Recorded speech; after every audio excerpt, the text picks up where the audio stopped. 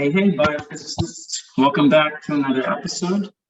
Today we have Satyabrata, a researcher out of India that's going to be discussing his paper, A Deep Autoencoder Framework for Discovery of Metastable Ensembles in Biomacromolecules. Satyabrata, thanks for being on the show. Yes, thank you, Clark, for giving this opportunity. So let's start. Absolutely. So, we can just start right at the beginning. What's kind of if you were to summarize your paper, in just a short little synopsis, how would you do that? Okay, so the summary, in a short summary, we can say, suppose we are running some biomolecular simulation. In that case, a lot of data will be generated. Like the data will be very high to interpret from the human intuition. If we are going to interpret the data from the human perspective, then it will take a lot of time. So ultimately, we have to employ some kind of automated process so that the huge amount of data can be justified or whatever analyzed in a very short amount of time. Now the perspective is that while doing the biomolecular simulation, our biomacromolecules are very large, and in that case they will take a series of microstates. Means their structure might change from a variety of ensemble to another. Means it will vary from very widely. So ultimately it will consist of a huge ensemble of different microstates. Now the problem is how we can club up similar type of structures or group, how we can cluster them or grouping them into a single macrostate. That means so I inside guess that particular... try and unpack that a little bit. When we think of a microstate, we think of a particular position and a particular momentum for whatever molecule that we have, right? And so Yes. Each essentially atom can have 3 positions, and it can have 3x, or it can have 3 components of its momentum as well, right? The x, y, and z components. So in some sense, each atom that we have, it grows as the power of 6 to the n. So yes, that's the total number of microstates that we have. And so kind of the issue that you're describing then is, how can we take this 6 to the n number of microstates and get something meaningful out of it? Yes, so that human can interpret them very easily. Means how can we reduce the total number of dimensions to a very fewer or less number of dimensions so that we can make our analysis very easily. That is the main purpose. So yeah, I mean, kind of the classic example, right, is just the temperature. So you have, the entire atmosphere outside, and you don't walk outside and go, well, atom 1 is moving at, 10 meters per second. Atom 2 is moving at, minus 3 meters per second southeast. You walk outside and you go, oh, the weather's, 25 Celsius today. So it's a way of abstracting out the useful information based off these microstates. Yes, we have to extract the useful information based on the so that we can get for a larger macrostate, all the structures should be similar inside that particular macrostate. But if it belongs to another macrostate, then they should have a significant difference from the previous macrostate. But inside the latter macrostate, whatever structures will fall, they will again have similar type of structures. Means ultimately, suppose we have 10 macrostate, then each of the macrostate, those will have similar structures, but it will have a remarkable difference from the another macrostate. Ultimately, it is kind of state decomposition type of thing. Yeah, so each of these macrostates are uniquely distinct, but they're comprised of a whole multitude of these microstates. And so kind of the focus of this paper then is to try and really figure out what can we do given all these microstates to figure out what the macrostates are. Is that the idea? Yes, from the micro, how can we cluster up macrostates which are similar looking or similar structurally same? There would be no significant structural changes. So our aim is to find out micro state to macro state in a way so that maximum 4, 5, or 6, 7 states will be there. Yeah, I So mean, that is so what do you think is kind of the ideal number of macrostates to no, have? no, that number will come from a plot which is called implied timescale plot. So we can get into that. So that particular number like 4, 5, 6, 7 or whatever, that we will get from a plot which is called implied timescale. So See. from that we can get So how many macro should we take? why don't we, even take a step back? So what do what's kind of been done in the past, and how are you basically studying this now that differs from previous methods? Okay, so previously there are some dimension reduction technique like from the very beginning there are that is technique which is called principal component analysis. Then that technique was there from very past. Then recently, not recently, some 20 years back, there is another technique came which is called time structure based independent component analysis, which is called TICA. So TICA can do something. So all those approaches are linear dimension reduction technique. Now So when we say linear dimension technique, we basically have an entire vector space of different components, and we're taking a little component from each one of them, having some coefficient in front of it, and adding them all together to get like one special coordinate that we can move along. that happens in the T1 along the T1 dimension. That will be the linear combination of those different vector space components. T1, T2, T3, that is TICA, PCA, all those things are similar to that. Now there was a slight twist, like in case of in linear techniques, the problem is that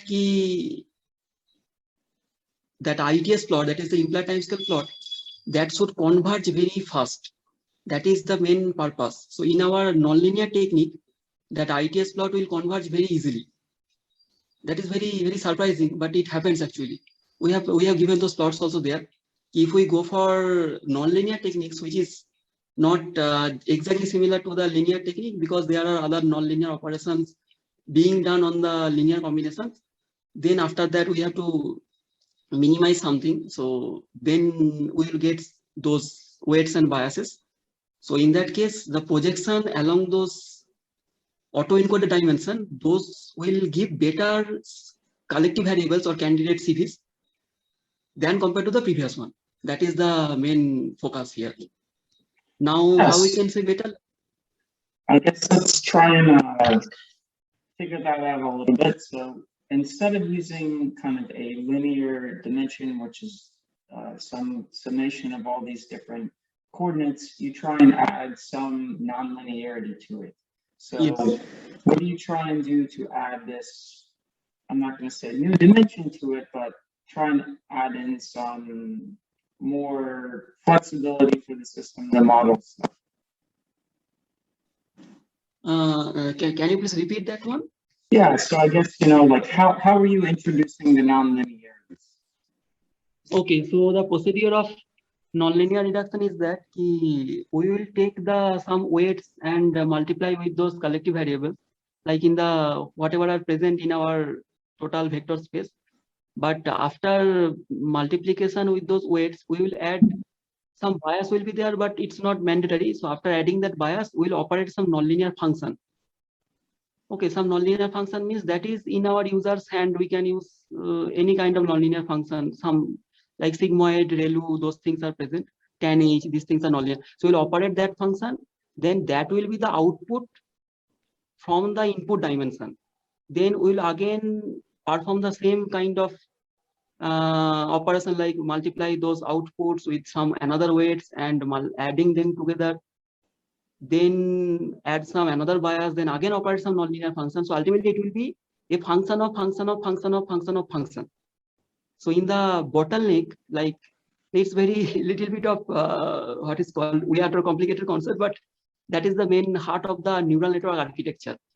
Like in case of neural network architecture, from the input dimension, there are a series of hidden layers which we are not bothered about. in the end, there is a bottleneck. Bottleneck will maximum comprise of maximum 3-4 dimension or 2-3 dimensions, so that human can interpret. But the interesting point is that if we go along those bottleneck dimension, we can easily see those structures which were initially were mixed up, those has been separated into different macrostates. That's the beauty here. Yeah, so I guess essentially you have some variational autoencoder schema. So you feed this in a very, very high dimensional space, and kind of like a bottleneck, you're trying to reduce this down to something that's much, much smaller. And so kind of in a classic neural network architecture, you have each of these particular dimensions being fed into the next layer, and in that layer, you are applying some nonlinear process to it. And so the idea is to, if I understand correctly, take this huge hyper high dimensional space and basically reduce it down to as small of a bottleneck as you possibly can get in order to still recover the same data that you put in. Yes, right? After keeping the meaningful information, what was present in the initial data set, that meaningful information should be kept. But other information should, we can erase those. But meaningful information, keeping the meaningful information, we have to reduce the total number of dimensions significantly so that we can interpret very easily. That is the main purpose here. From both the perspective, like thermodynamic and as well as kinetic. So yeah, we mentioned this a little bit, but you talked about this implied time scale, and that's how you can basically figure out how much of a reduction down you need to get. Can you elaborate some on what exactly this implied time scale is? Yes, so after reducing the total number of dimensions, like suppose we are reducing to 3 or 4. So in that dimension, we will make some model that is called Markov-state model. So the idea was initially given by Bijoy Pandey group, but then later used by Frank Noy. So that Markov-state model is a kinetic master equation model. So we have to make the kinetic master equation and then try to solve that one. So in that case, there will be a master equation. So if we are going to solve that one, then ultimately we will find those timescales. In a nutshell, the process is that whatever data we have got in the reduced dimension, then we have to first cluster the data in a very huge number of macrostates. Huge number of means that is a little bit larger. So there is an empirical rule which is the square root of total number of data points, but it's just an empirical rule. Suppose we have 1000 data points, then we can go for 100 cluster centers. 100 is also very large for the human interpretation, so we cannot proceed with that. But there is an empirical rule. But in our practical purpose, we will take some 300, 500, or 1000 cluster centers, irrespective of the total number of data points. Then we will do some clustering, which is called K-means clustering. K-means is one kind of standard clustering technique.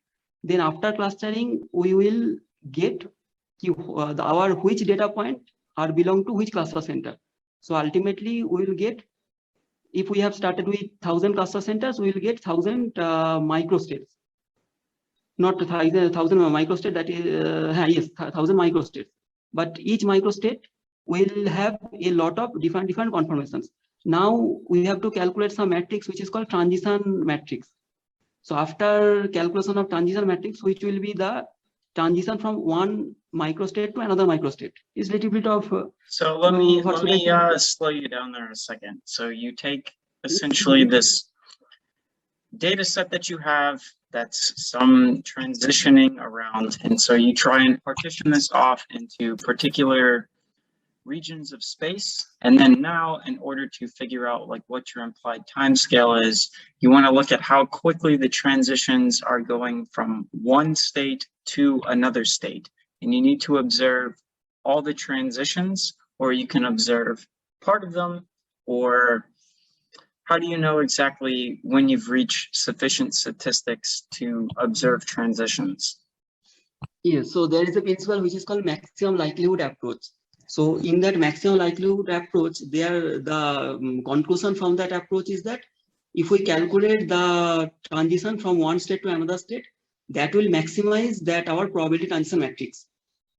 So in order to get the maximum value of that transition probability matrix, that is the sufficient statistic from there, if we want to extract that one, then what we have to do, we have to calculate how many transitions are happening from one microstate to another microstate. Like if we have 1,000 microstates or cluster centers, then we have to figure out 1,000 cross 1,000 matrix. So that means 1 to 1, 1 to 2, 1 to 3, 1 to 4, like that 1 to 1,000, again 2 to 1, 2 to 3, so and so on and so forth. So after being done, after doing that, we will get the transition matrix, which will be of the order of 1,000 cross 1,000. Now what we have to do, that is the diagonalization of this matrix. Now the concept is, actually there are some complicated concepts behind that, behind this theory. So, but the conclusion is that after diagonalization of this matrix, we will get some time scales from the eigenvalues of that transition matrix. So those are correlated with those time scales. So we will plot that one, those time scales with the lag value of that transition matrix. So in order to calculate the transition matrix, we have to consider some lag. Suppose we are going to calculate the transition, but at which lag we are going to consider, like suppose lag is 10. So we are considering whether the transitions are happening 1 to 10, not 1 to 10, 1 to 11, then 21, then 31, like that way. So we can vary that lag. What do you mean by lag time here? Like what exactly is lagging? Yeah, lag means ki if we are going to calculate the number of transitions, then we have a time series data. Now we have to check ki our, suppose in first time series data it is state 5, then the next one might be 7 or something, but if we consider the next one, then lag will be considered as 1. But if we jump one and consider the third one, then the lag will be 2. So like that way, we can go from 1 to 3 to 5, then the lag will be 2.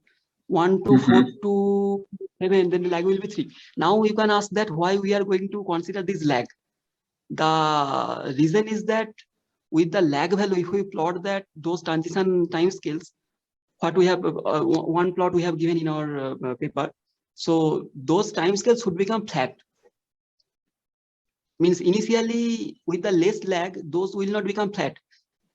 And whenever it will become flat and all the time scales will become parallel to the x-axis, means the lag axis, that means our system has reached Markovianity.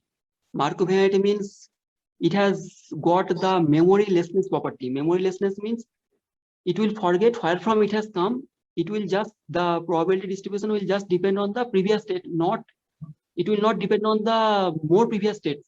It will just depend on the near previous states, where from it has come. Actually, it's a little bit of a complicated thing, I understand, but the main thing is that we have to plot those, we have to take some different lags and plot those eigenvalues of those matrix. Then So wherever those become, with Markov state models, you need to make sure you have Markovianity, and so this implied time scale allows you to verify that. And so you need to verify this in order to figure out the number of dimensions that you need to reduce down for your model. Is that the kind of the chain of reasoning there? No, actually that is not the number of dimension. Like whenever those implied timescales becomes flat, means plateau has been achieved. Plateau means those are not changing with increasing lag value. So whenever it has reached, that means our system has got the Markovianity property. Now the point is how many states, how many macro states should we consider? The checking point is that whenever all those timescales, the jump, the difference between two consecutive timescales will be very less.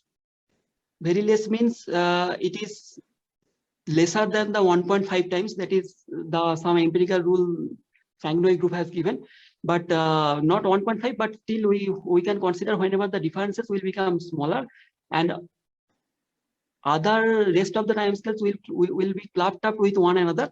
Then we will ignore those timescales. That means those transitions are very much faster. We cannot capture. So the point is that the timescales which are very much separated from each other, only those things we will consider at a first check. But the final check is that the difference between two consecutive timescales should be smaller than the previous one. So we can see that as in our paper we have showed, in case of, for example, in case of GP1, if we consider 6 states, after that one, if we consider from the blue curve or something, so after considering 5-6 states, we can see that there is a very little bit of gap between two consecutive ones, so we will ignore those. I think I kind of see. So let's, try and get into some examples. Then you looked at the paper. So initially, very first off, to try and, I guess kind of get your feet wet, you did this very, very simple beaded spring chain-like model. Do you want to elaborate on exactly what you did there? Yes, so that bead in a chain model means that is a 32 beads are connected with each other. Okay, with some, there are two type of interaction like Lennard-Jones and bond vibration, and also bond angles. Those types of angles interactions were there. Other than if we have charge in our case, that is a charged one. So there are electrostatic interactions also included. Now, if we run the simulation, we will get our bead in a chain, that is a 32-bit polymer, can take fully extended conformation. Then it can take fully collapsed. These are two extreme, fully collapsed and fully extended. Now there are some intermediates. Where is the bead means where is the kink is happening. Kink means there is a fold is happening. So our question is, can we identify where is the fold based on our collective variables? Means the fold can be at the middle, fold can be at the red part, fold can be at the blue part, at the two different extremes. Now, in our case, our aim is that can we identify? So we have showed if we take one linear combination of those chi1, chi2 dimension, it will exactly give the RG. So now the point is RG cannot identify if the kink is at middle or just near the middle. That we have showed RG and our chi1, chi2 linear combination of those chi1, chi2 dimension, which are exactly similar. So RG kind of fails there. For the two extremes, completely extended, completely collapsed, RG can identify. And RG also can identify from the other three. But the other three are so similar that RG will become confused. Now, that we have showed. But our approach can distinctly identify these other three conformations where the fold is present at the blue part, at the red part, and at the green part or the middle. That portion we have not showed there. Their purpose was it can capture time variation, and if we take the linear combination, it will become more or less RG kind of thing. But if we go much deeper and go along the chi1, chi2, that will be a projection of RG on top of those. Like one kind of thing, we have decomposed the RG into different components, and which are giving better information than that RG can give. That is the purpose there. So yeah, the radius of gyration essentially can only capture this big kind of change that happens where you go from extended to collapsed, and it knows if it's in the middle, but it doesn't know why it's in the middle essentially. So using this kind of dimensional reduction technique though with neural nets, you're able to identify which one of the three kind of inner collapse states are there. Means we can identify where the fold might be. Means fold might be at the middle, fold might be at the left part, fold might be at the right part, but those things we can distinctly identify if we go in full description of chi1, chi2. That we have not shown there, but the main purpose is that if we take into consideration those chi1, chi2, all the hidden dimensions, then we can easily say which fold, like fold is present at the left part, at the right part, or at the middle. That is the main beauty there. Yeah, RG cannot capture. RG will confuse there. So it is I guess better. To play devil's advocate somewhat, this chi data is a combination of multiple different hidden layers. What's to not say that, okay, I take radius of gyration and I also take, some distance between, two beads in the center, and that would give me some idea about which intermediate state it's in. What's the advantage of using the coarse variable neural net approach? So here the main advantage is that what we have showed, that is the linear combination of those, that chi is linear combination of those hidden dimensions. So from that we can see it is exactly giving those information what RG can give. But what for the beginners, for that particular 32-bit system, we have not showed that one. Yeah, RG will be confused for some cases between the three different conformations, where the kink or the fold is in the middle or near the middle. But chi1, chi2, if we take into consider both the two variables separately, it will distinctly show where the kink or where the fold is. Those things were not showed there. So that was just a starting point. So you can take chi1 and chi2, add them together and track radius of gyration, but you can also separate them into kind of a two-dimensional landscape, so to speak. Yes, if we are going to project the data onto chi1, chi2, then all those 5 conformations can be separately identified. That was not showed there. That was just a starting point, and it was becoming very larger. That's why a very smaller part key. If we take the linear combination, that it will give the RG type of thing, or which will become more correlated with RG. But so the actual story is, what can you say about kind of the free energy and the entropy of this using this? Because, you know, if I have something where I can take different kind of reaction coordinates and project this onto a space, I can see, you know, what the probability of occurrence is, and I can backtrack that to the free energy. Did you try looking at something in that regard to see if you can compute free energies with this?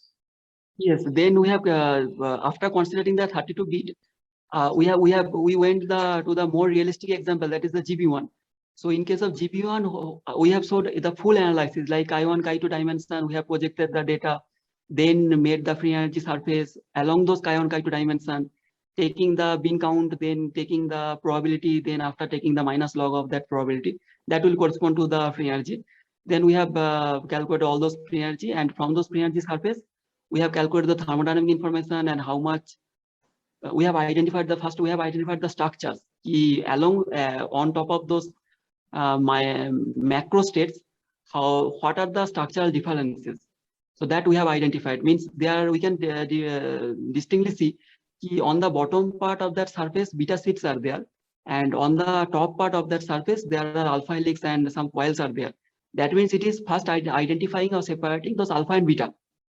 Then after separating those alpha and beta, what it can do, it can separate the different types of beta and different types of alpha.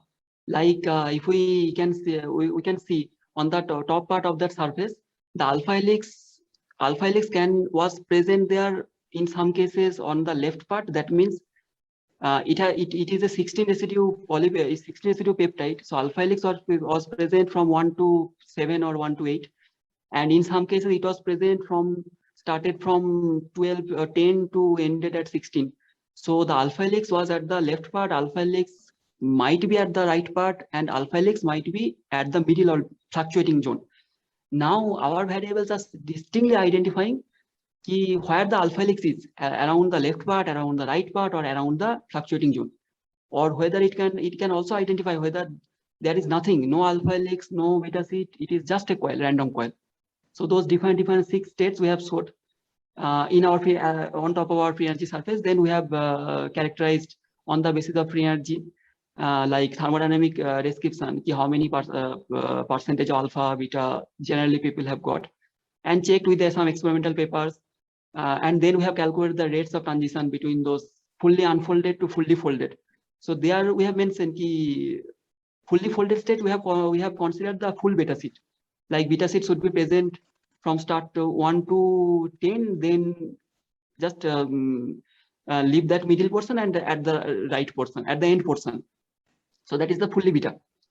Here possibly the state 5 something. So that was the fully beta sheet. Then we have considered the transition between the fully beta to fully unfolded, like coil. Then calculate the time scales and have found that the time scales are also in good agreement with some experimental papers, what they have reported. How much should be the transition time so that we can, that alpha helix becoming coil or coil becoming alpha helix. So that is the kinetics portion.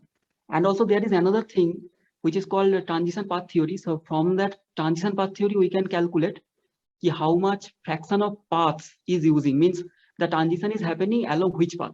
That is the new information. Means alpha helix, not alpha helix, the alpha beta sheet. Beta sheet can be formed from alpha helix or from coil or from distorted beta sheet. So then we can get key in our reactive trajectories. Those are giving exact transitions.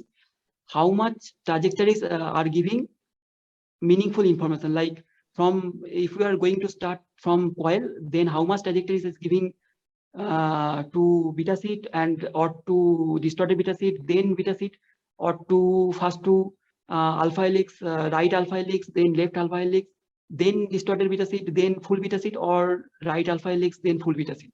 Those things means ki what is the transition path, means what are the intermediates involved during that path. That is the new information which we can extract from there.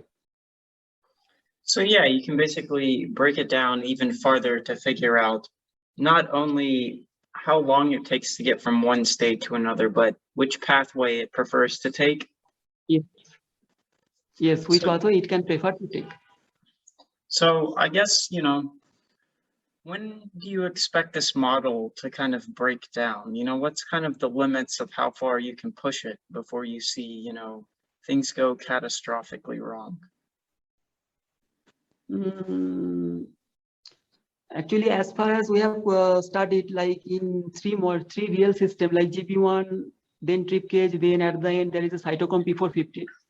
So we have found key whatever our simulation data we have got. So if our simulation data is right, then this approach, after starting from the simulation data, then this approach will give really significantly right answer. Means there is no point of breakdown of that. So But- I but- guess but it's one kind of thing- like with every data science approach, you're only as good as the data that you feed it. So if I feed Yes. it bad data, then I'm Yes. not going to get anything meaningful out of it. If the data is bad, then we will get very bad information. But if the data is right, we will significantly extract the good information. Okay, cool. Is there anything else you kind of want to add on that you found interesting?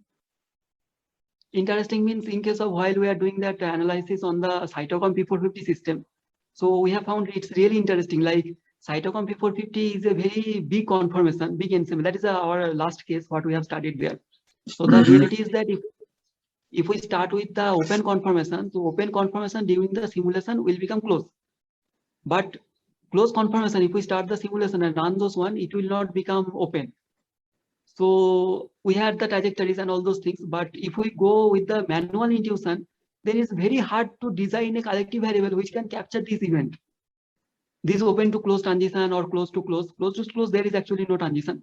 But what nice point was that if we employ our approach, this autoencoder based collective variable reduction, dimension reduction, then we can get all those significant information very easily and very nicely. Very nicely means we can get those transition, means temporal resolution. We have showed those time series profile with the time our chi1, chi2, how those are changing, and open is becoming close. But if we start with the close will not become open, it will remain close. So you can see close is remaining close means our chi1 and chi2 are not changing their values. They are steady with the x-axis, means the time axis. But if we start with the open one, then chi1, chi2 initially had a very larger value, then those are becoming very smaller. So that is the temporal one. And then we have showed the free energy surface. There also we have got different zones, means groups of those open, close, and all those other different intermediates. So this part was very, I had found this was very interesting. The main point is that whatever the complexity might be the system, we can get the significant information by this approach. Means this approach has a wide range of application. That is the main point here. We So, can use yeah. this approach on any. I was just going to Yes. say, if you know a good collective variable, it's easier to bias it. So you can like force these transitions that you typically wouldn't see with like a straightforward MD simulation. Yes, that I am just I also talked with my supervisor. if we, after designing those chi1, chi2, if we will add the bias along those dimensions, then we can, during the meta-dynamics run, we can get some new information from there. That might be our future aim or something like that. Yeah, that's the next paper, right? No, that we have thought, but we just have thought about that. So I we guess. can add the. Oh, go ahead. Okay, sorry. Tell me. Yeah, so I guess kind of my last question then is, say you were to go back, what skills have you learned that you think are the most important for doing this type of work? What's really been the key to kind of unlock the doors, so to speak? I want to say we have to first focus on the neural network. So because that is that approach is fully from computer science. So I have started with those like digit classification, handwritten digit, how we can classify this. Initially, those are just classification type of things. Then I have learned those different things. I have written some codes also on that, so that just using NumPy library, we can separate out those things. Then ultimately, we have used there is a library which are called TensorFlow and Keras. So we have to learn how to use those. And the inner theory first we have to learn for the normal autoencoding and also for the variational autoencoding. But variational autoencoding, the point is, I have also tried that, but it's little bit of complicated concept than the normal. If the work is being done using the normal, then my perspective is make things simpler. Don't go for complexity. But variational autoencoding also will give the same information as it is giving. But the concept is a little bit complicated than normal autoencoding. So we have to first start with the neural network, then figure out how those are working. Then we can go some other models. There are 3-4 pillars like normal autoencoding, variational autoencoding. There is another one which is called generative adversarial network, and some 3-4 pillars are there. So we have to learn those. So initially, my is that point is that I have visited up to variational. Then generative adversarial and all those things I'm learning, and might be apply in a future work or something like that. But there are 3-4 pillars. If we really want to progress in that line, we have to learn those concepts. That is the main message here. Yeah, so I guess to really kind of enable computational analysis, it sounds like the big key for you is learning like about neural nets and kind of the computer science approach to taking them. Yes, computer science approach. We have to learn those things. Very good. Those approaches are very nice actually. Those approaches are really nice. Means I have got a lot of pleasure while I was learning them. It's really fun and pleasure. Yeah, I mean, it probably also helps with your future job prospects, right? I think data scientists make quite the pretty penny. Yes, you actually got the point right. I will go in that line along the data scientists. You're right. All right. Well, Satyabrata, thanks so much for being on the show.